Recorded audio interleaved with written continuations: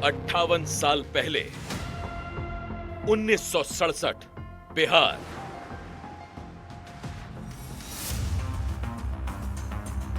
बात 1967 की है। बिहार में विधानसभा का चौथा चुनाव हुआ। बिहार के नक्शे पर नए राजनीतिक समीकरण उभरे। पहली बार गैर कांग्रेसी सरकार बनी। महामाया प्रसाद सीएम की गद्दी पर बैठे। ये वो दौर था जब बिहार की फिजाओं में लाल आतंक की गूंज थी। एक तरफ जमींदारी के खिलाफ विद्रोह, दूसरी तरफ नक्सलवाद के कारण हिंसा आम थी। इसी कालखंड में एक ऐसे बाहुबली का जन्म हुआ जिसमें बिहार के जमींदारों को लाल आतंक से निजात दिलाने वाला मसीहा दिखा। एक ऐसा बाहुबली जिसने जेल में अदालतें लगाई, अस्पताल में पंचायतें जमाई। एक ऐसा डॉन जो जुर्म के रास्ते से सत्ता के गलियारे तक पहुंचा। एक ऐसा अपराधी जो सियासी छांव में क्राइम का सिंडिकेट चलाता रहा। उसकी समानांतर सत्ता में भूमि विवाद के निपटारे से लेकर डॉक्टरों की फीस तय होती थी। अपहरण, फिरौती, मर्डर और सियासी संरक्षण के कॉकटेल से पनपे इस डॉन को लोग शहाबुद्दीन के नाम से जानते हैं। नाम था मोहम्मद शहाबुद्दीन। कुछ उन्हें राजनेता मानते थे तो कुछ रॉबिन हुड, और एक बड़ा तबका उन्हें शुद्ध अपराधी के तौर पे याद करता है। कई दर्जन आपराधिक मामलों के अभियुक्त शहाबुद्दीन के जीवन में ऐसे कई पहलू थे। लोग भले इस बहस पे फंसे रहे कि शहाबुद्दीन ज्यादा क्या थे, अपराधी या राजनेता, लेकिन इस मुद्दे पे कोई दो राय नहीं होगी कि वह अपने इलाके के बेताज बादशाह थे।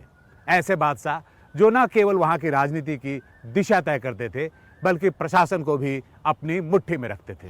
आम आवाम जो भी था उसके लिए वह काम करने के लिए जाने जाते थे। ठीक है, उनके नाम का एक भय था, लेकिन वह जो गरीब, मजलूम, दबे कुचले लोग होते थे उनके लिए चिकित्सा सुविधा एक तय राशि थी, उतने में ही सबको करना था। और जो भी डॉक्टर थे, जो भी थे, और कोई काम में वहाँ पर जैसे सड़क निर्माण का ही काम हो रहा है तो उसमें भी जो है so up to the mark काम होता था। साल 1967, सीवान, बिहार। 10 मई 1967 को बिहार के सीवान में शरफुद्दीन अंसारी के घर जिस बच्चे ने जन्म लिया, उसने गुनाहों की ऐसी कहानी लिखी कि बिहार सहित कई सूबों में उसकी धाक और धमक महसूस की गई। पॉलिटिकल साइंस में एमए और पीएचडी करने वाले शहाबुद्दीन ने सीवान के डीएवी कॉलेज के दिनों में ही अपराध की दुनिया में कदम रख दिया और अपने पांव सियासी मैदान में भी पसार लिए।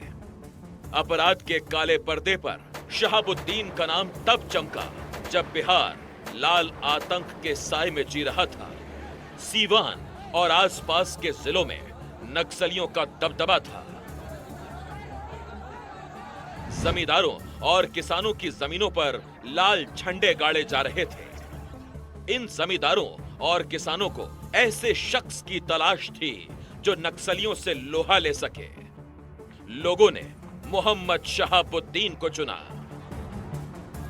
मैंने शहाबुद्दीन के बारे में मीडिया क्या बोल रही है, लोग क्या बोल रहे हैं, लेकिन जो लोग उनके साथ हैं, साथ थे, उनसे आप पूछिएगा तो शहाबुद्दीन को ना वो पॉलिटिशियन मानते हैं और ना उनको क्रिमिनल मानते हैं। वो एक मसीहा थे।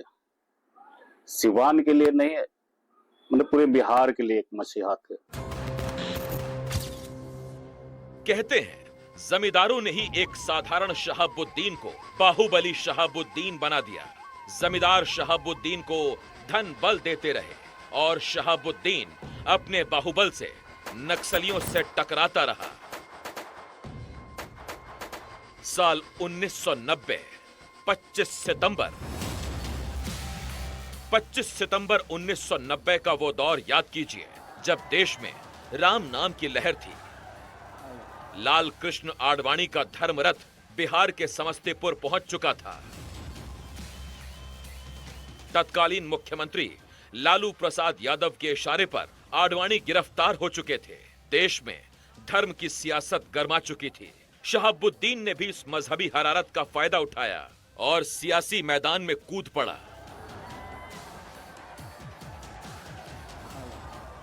पहली बार बिहार विधानसभा में दस्तक दे दी।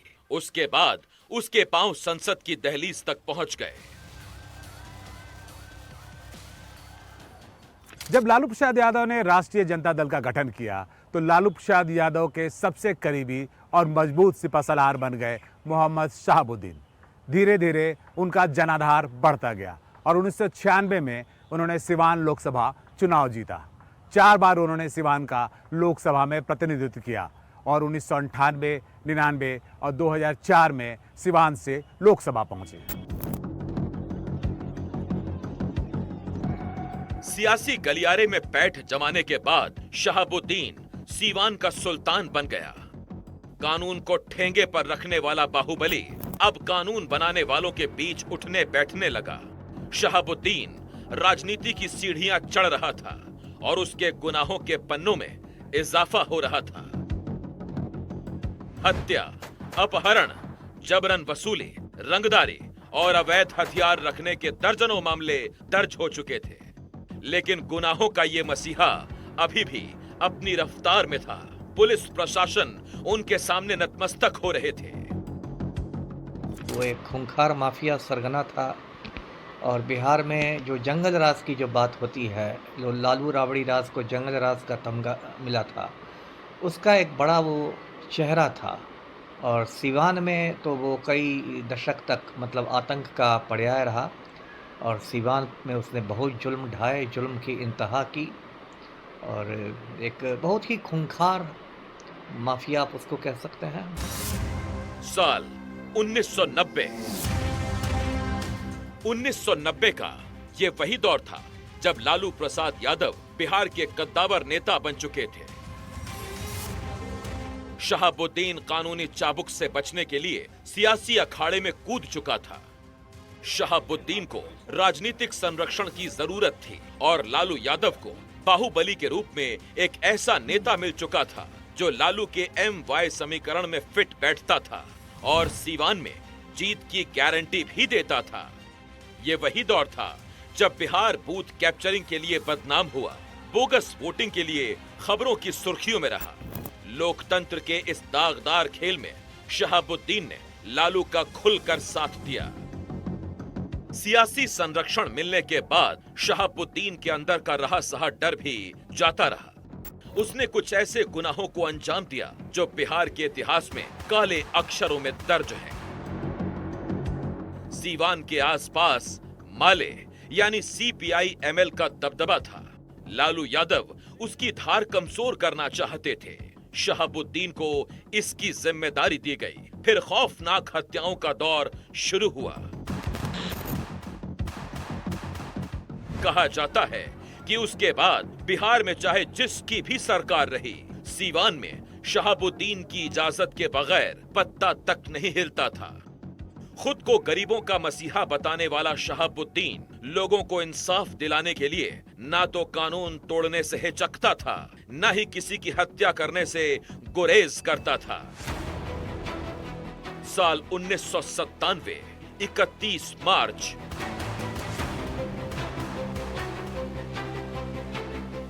इकतीस मार्च 1997 को सीवान के JP चौक पर माले नेता कॉमरेड चंद्रशेखर प्रसाद की गोली मारकर हत्या कर दी गई।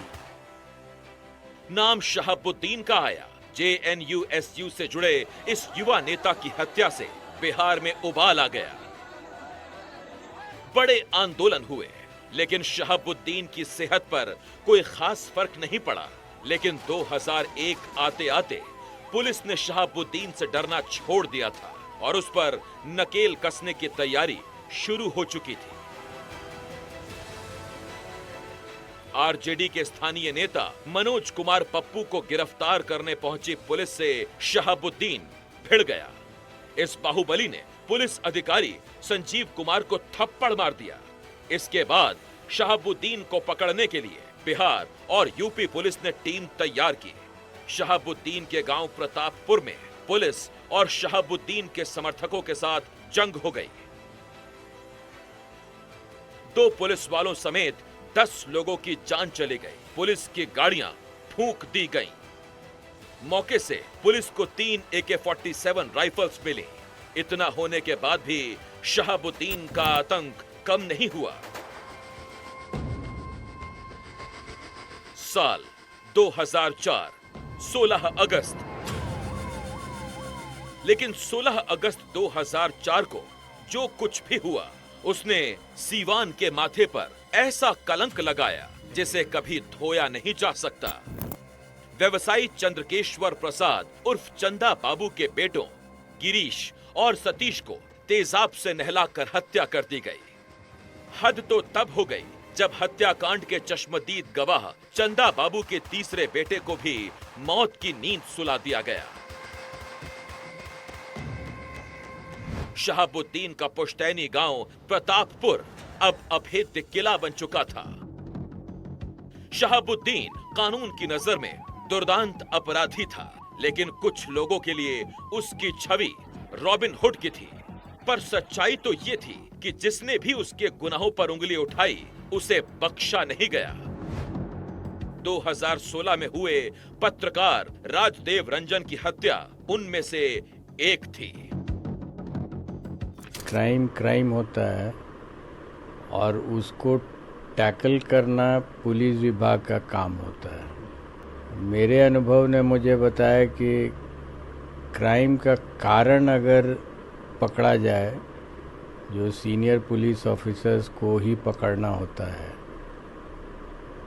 और उसको हिट किया जाए, तो कोई क्राइम नहीं है जो नहीं टैकल हो सकता है। वो चाहे शहाबुद्दीन का एरा हो या XYZ का एरा हो, क्योंकि कोई भी एरा होगा, लॉजिक मालूम होना चाहिए और तरीका मालूम होना चाहिए टैकल करने का, तो टैकल अपने आप हो जाता है।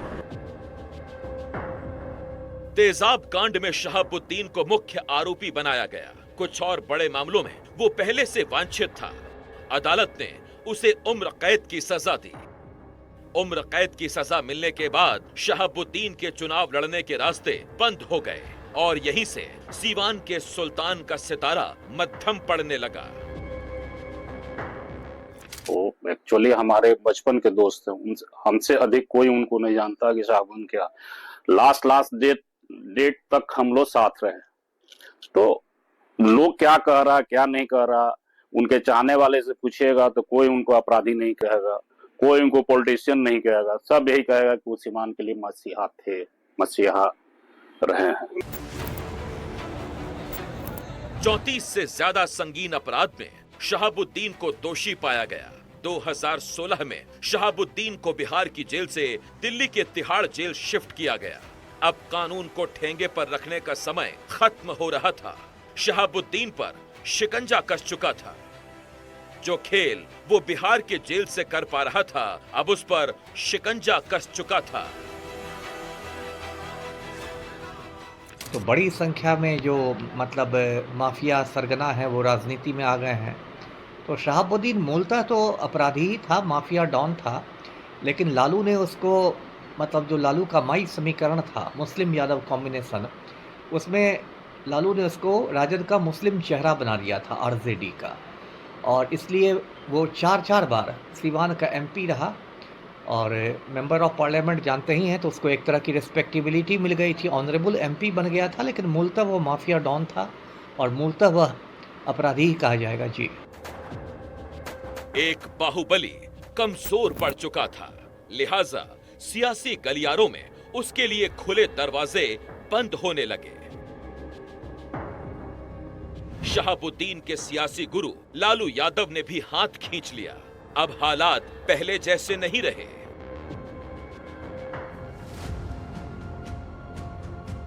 चार बार सांसद रह चुके शहाबुद्दीन को अब अपने सियासी वारिस की तलाश थी, लिहाजा पत्नी हिना शहाब को मैदान में उतारा गया। लेकिन हिना शहाब शहाबुद्दीन की विरासत नहीं बचा पाई। वो लगातार लोकसभा के चुनाव हारती गई। यानी जिस सुल्तान की सीवान में तूती बोलती थी, अब उसकी धार खत्म हो रही थी।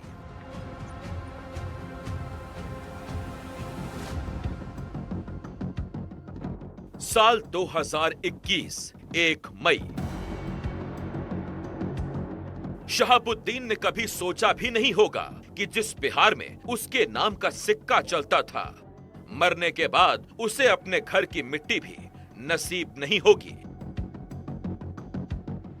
दुनिया में कोरोना काल था, देश में वायरस की दहशत थी, लोगों की जान जा रही थी। अप्रैल 2021 में इस बीमारी का डंक शहाबुद्दीन को भी लगा और 1 मई 2021 को शहाबुद्दीन का खौफ मिट्टी में मिल गया। आज शहाबुद्दीन की राजनीतिक विरासत की जद्दोजहद जारी है। उनकी पत्नी हिना साहब कई बार कोशिश कर चुकी हैं, लेकिन हर बार थोड़े से चूक गईं। वही उनके बेटे भी अपनी राजनीतिक जमीन तैयार करने में जुटे हैं। पर सबसे बड़ी मुश्किल है शहाबुद्दीन द्वारा खींची गई वो बड़ी लकीर और इलाके में शहाबुद्दीन के विरोधियों की तादाद, जो लगातार उनके परिवार के राजनीतिक महत्वाकांक्षा के बीच में आ जाती है। सिवान से अभिषेक कुमार के साथ प्रभाकर कुमार, NDTV।